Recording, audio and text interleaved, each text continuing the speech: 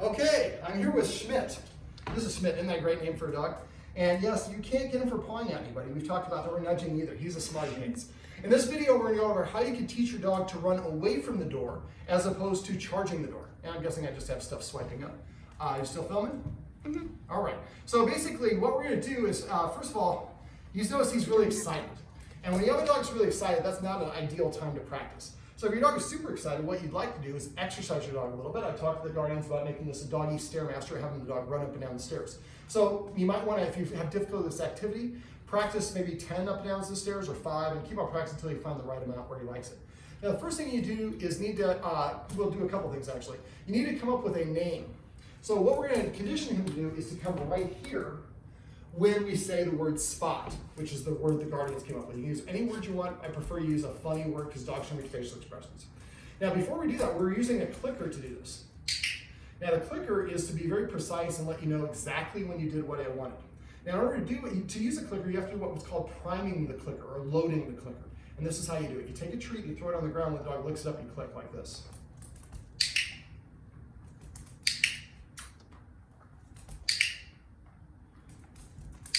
So you want to do that about 10 to 20 treats, about two times the first day, 2 or 3 times the second day, and then after that you never have to do that.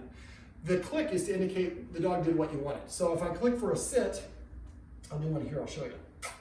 Sit, sit. So when the butt hits the ground, that's when the click happens. Then I put the treat in his mouth second, then I say the command word, and just the command word, not good sit, just sit. In this case, we're going to be saying spot. Now what you want to do is, dogs don't generalize, so you have to practice this in a lot of different variations for dogs to understand it. Now because you're a little guy, I'm splitting these in half to make the treats go longer. Just make sure the treats are treats the dog really likes. These are chicken liver treats, which he really likes. All right, so what I'm going to do is I'm going to walk around a little bit. I'm going to point to where I want him to go, and we're doing this without anybody at the door. There's no doorbell, there's no knock, there's no commotion at the door. We're doing the easiest version possible to help him understand what steps we want from him in this activity. So I'm going to come over here, spot. Now I have him come this way. Spot. It was a little bit lazy, buddy, but we'll give you this one. Okay. Spot. Make sure you click really fast like that. So I want you to do this for about 10 to 15 treats each time you do this, and this should take longer than a minute or 2. So I'd like to have everybody in the house grab about 10 treats twice a day and the clicker and come over and do this. So the first day, nobody's at the door. I'm going to show you the more advanced steps here in a second. But the first day, all we're doing is just getting him to come here with nothing at the door, nobody outside the door. There's no reason for him to not want to come here. Right, Schmidt? That's right. Okay, next thing we're going to do, and I'm going to switch. We're going to have our cameraman is going to walk that way, keep the camera on me, walk this way towards your dad, keep the camera here, and I'm going to have you stand next to dad and film me. All right. Now, we're going to break a little bit of a camera roll because when I go over there, I might be backlit a little bit. That's okay. So when I go to the door, there we go. Dad's the director. I love it. All right, so when I go to the door, normally there's a knock at the door. A lot of dogs are classically conditioned to run to the door. He didn't do it there. But when I walk to the door, he's probably going to walk ahead of me. And does your doorbell actually work? Yeah. Sit.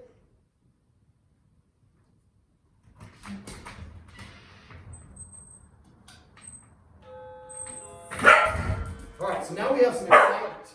So I'm going to recruit someone, and we're going to add that doorbell sound means to go here. Can you do me a favor and go sit outside and look through the window? When you see me go like this, ring the doorbell. Okay. All right. Schmidt.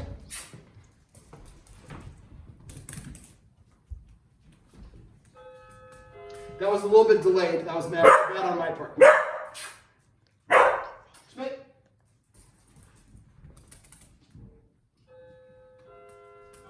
No barking this time. Oh.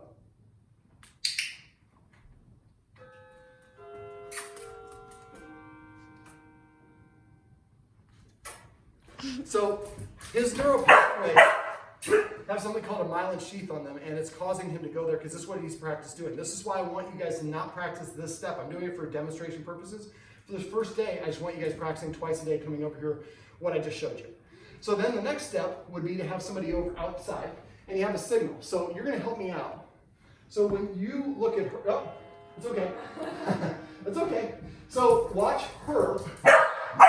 When you when you go like that, that's when I want her to ring. Come here, buddy. Come here, Schmidt. Schmidt.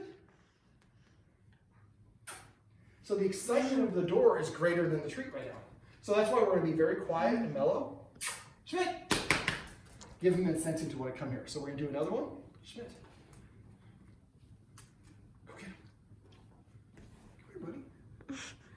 They say you don't want to work with kids or animals in Hollywood.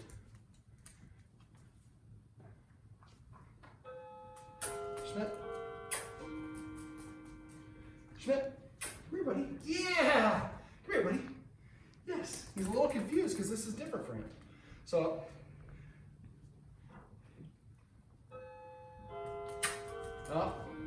that didn't work as well as I want. Now, the reason we're at this stage is, like I said, we're moving too fast. So let me just describe what we're going to do. We're going to have one person outside, somebody else maybe sitting there, or the person outside has to have some way of knowing. So maybe talk on an earbud. So what I'm going to do is, Schmidt, what I want to do at first, that was kind of a shove. Schmidt, come here. Okay, so what we're going to do is we're going to call him over here, put him into a sit, put a treat in his mouth, then they're going to ring the doorbell. And that's going to cause him to go over there. So you might even have the door closed and do this in an ear wick, that would be even better. And nobody goes to the door, nobody comes in, he doesn't get any validation for that. We wait for him to settle down, come back over here, and then throw the treat down. When he licks up the treat, we ring the doorbell. This is inverted how we want to do it later. So right now what we want to do is we want to give him the treat and then ring the doorbell because we'd like him to stay here. Schmidt, puppy, puppy, puppy. You wouldn't let me in the kitchen earlier. I'm not going to listen to you anymore. All right, so this is, like I said, we need to invert it. So first we deliver the treat, then we ring the doorbell. We do that we keep on doing that until when he gets the treat, he doesn't bark and doesn't run over there. Maybe 2 or 3 times in a row. Then we're ready to switch, and this switch should happen the first day. Then we would ring the doorbell and then give him a treat while he sits here. So the doorbell rings, and if I'm here, I get a treat. Now, guessing this great hall, the chime box is pretty high up. Do you know where it is? No. Actually, I have no idea. So there's a chime box, so sometimes what we want to do is turn the volume down. If it's low enough, you could hold a pillow over it, and that lowers the volume. Sometimes the high volume will cause him to go here, so if we have a lower volume, that makes it easier for him to stay here. So now what we're doing is we're conditioning him to come over here when he hears the doorbell. Schmidt! It's like, I'm going upstairs. This has been a long day. All right, so now, you can come in. All right, so now what we're going to do is I'm going to see if Schmidt comes back down. There we go. So grab a seat right there and keep filming. So what I'm going to do, make sure you disinfect your doorknob. Okay. There we go. All right. So Mom, if you want to go up the steps, you can do some right there. All right. So now here's the deal. Yeah, about right here would be probably the best angle. All right, so when somebody comes to the door, what we do is we come in over the door, and the dog's already here. So the dog's here, and I try to open the door, and he's in front of me, and I'm trying to do this. He looks at me assisting him. Instead, we want him to go over there. So the third step, after you do the doorbell thing the second day, the first day clicks like I showed you. The third day, what you're going to do is you're going to come over here to go to the door, and then somebody's going to be over there. And then the person here is going to stand here, and the other person is going to call Schmidt. When he goes over there, you can click and say spot like you did before. Now, opening the door is a whole series of steps, and Schmidt is right there on the steps. We'll just keep filming me, but I'm guessing he's going to come up. So there's sounds that precede the door opening. So Schmidt got his ears up, and he's looking, because this is the sound he hears before the door opens. So now it's unlocked. So I'm just making the sounds of all the steps open the door. The next step would be to open an inch and then close it. And if at any point Schmidt comes over here, I stop what I'm doing, I walk back over to the spot, tell him to go there, click when he goes there, give him the treat. Then I walk back over here. So the first stage, and what I want to do for the last stage, or for the last step of this, is I want to teach him that through all the steps of me answering the door, he needs to stay there.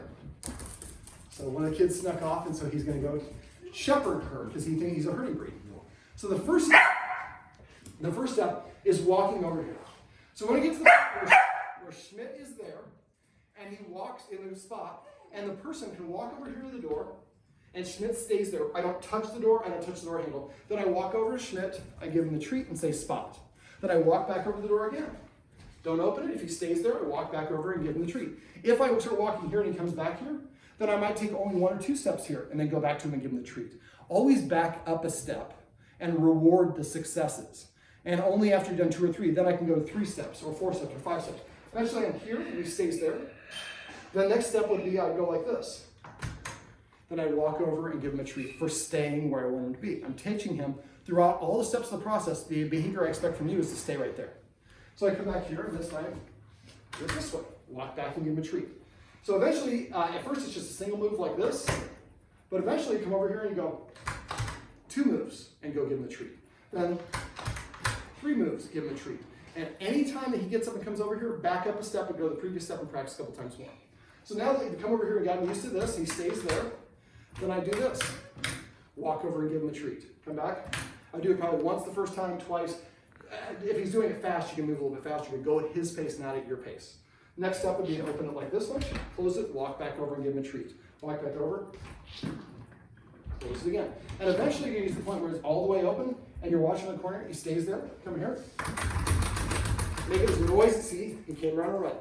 That is a trigger. This sound precedes the door opening. So that caused him to come running. So we want to, again, condition him so that when he hears it, he satisfies that treat. So when I hear the treat, if I stay there after they make the jiggle sound, they come over and give me a treat, and still, nobody's here. The fourth step is, or the next step is to open a little bit. You walk over there and give them a treat. So you do all of these steps without anybody at the door. So that you can do the whole process, and he stays there, and he's relaxed there. The next stage would be to do this when we have somebody actually here. So the person comes up, and I would have them knock on the door instead of ringing the doorbell. Usually the doorbell is a little bit stronger of stimulus. Come over, and then you come over here, you say spot, use a spot, you come over, and this person should not be doing, as I break stuff, but the person should come over and just be quiet. If it's one of the kids and they're kind of bouncy and fidgety, that's going to make him more aroused, he's going to come over here. So the person's over here, and if he's really excited, and Schmidt won't listen, the person could just turn and face that way outside the door.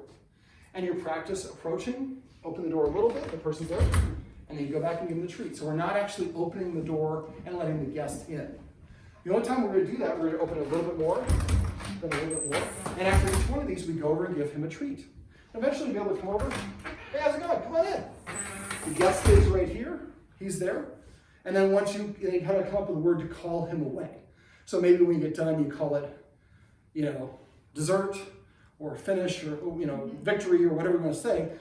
And the way I would do that is I would walk over there and throw a treat about 2 feet away from him, and when he goes over and looks it up, then say victory or finished, whatever the word is. So this way we've taught him that we want him to behave, first of all, by conditioning him to go to the spot, then go to the spot from different directions, then stay at the spot when he hears all the sounds preceding the door opening, then the door opening, and each time he gets a treat. After a while, now I only get the treat at the very end. So the guest comes in, opens up, I stay there, then again, maybe we have a little dish or ramekin here, grab a treat. As we walk in, we give the dog a treat. We pay him for doing the job we wanted him to do. Schmidt, come here. Sit. This is my buddy Schmidt, and these are some tips and tricks you can use if you have a dog that likes to rush the door.